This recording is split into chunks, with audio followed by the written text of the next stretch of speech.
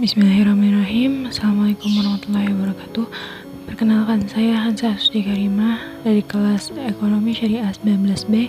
Insya Allah pada kesempatan kali ini saya akan memberikan sedikit penjelasan tentang tokoh muslim dan pemikiran ekonominya, yaitu Ibnu Taimiyah. Ibnu Taimiyah adalah tokoh intelektual dalam sejarah peradaban Islam. Ia lahir pada tanggal 22 Januari tahun 1263 Masehi atau 661 Hijriah di kota Haran, Turki. Ketika usia 6 tahun, ia dan ayahnya pindah ke Damaskus, Suriah karena desakan pasukan Mongol.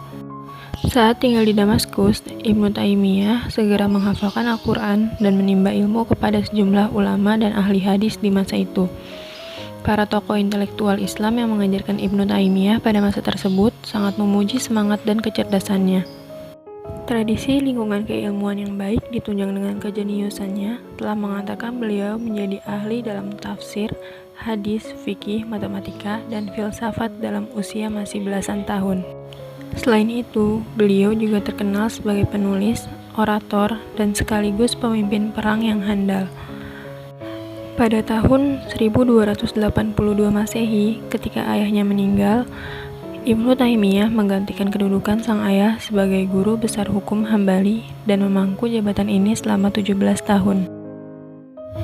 Adapun beberapa karya tulis dari Ibnu Taimiyah adalah Iktifa Al-Sirat Al-Mustaqim wa Mukallaf Ashab Al-Jalum, Fatwa Ibnu Taimiyah, As-Siyasah Asy-Syar'iyyah wa Ar-Ra'iyah, Al-Hizbah fi Al-Islam, dan masih banyak lagi.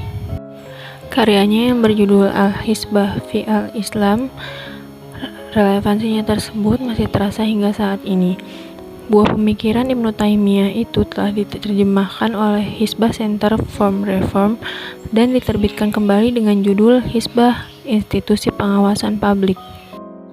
Dalam buku tersebut, Ibnu Taimiyah banyak berbicara dan mengkaji lembaga hizbah atau pengawasan secara konsepsional dan operasional. Secara khusus diuraikan tentang pengawasan terhadap pengendalian harga komoditas pasar atau price control dan pengawasan terhadap perilaku pejabat pemerintah. Dua fokus tersebut merupakan hal yang sangat diperhatikan oleh masyarakat modern. Dua fokus tersebut dikelompokkan menjadi beberapa pembahasan. Yang pertama adalah terkait dasar-dasar hizbah sendiri. Pada pembahasan ini, Ibnu Taimiyah mengungkapkan bahwa dasar pertama yang harus dimengerti adalah bahwa semua jenis kekuasaan dalam Islam bertujuan agar semua untuk Allah, serta agar kalimat agama Allah SWT yang menjadi yang tertinggi. Seperti telah Allah firmankan dalam surat Az-Zariyat ayat 56, "Tidakkah aku menciptakan jin dan manusia kecuali agar mereka beribadah kepadaku?" Yang kedua, Ibnu Taimiyah membahas perihal pedoman etis dalam menjalankan ekonomi bisnis. Di sini ia menitik beratkan perlunya berlaku jujur dalam berbisnis, tidak licik ataupun culas.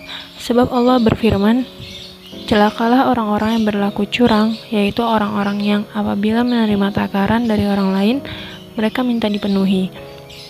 Dan apabila mereka menakar atau menimbang untuk orang-orang lain, mereka mengurangi." Quran Surat Al-Mutaffifin ayat 1. Selanjutnya adalah membahas tentang kepentingan bersama serta tanggung jawab pemerintah. Dalam pembahasan ini, Ibnu Taimiyah memaparkan tugas-tugas vital yang harus dilaksanakan pemerintah, antara lain mengontrol harga kebutuhan agar tetap terjangkau, menjamin ketersediaan kebutuhan pokok, menetapkan standar upah buruh yang adil, dan lain-lain.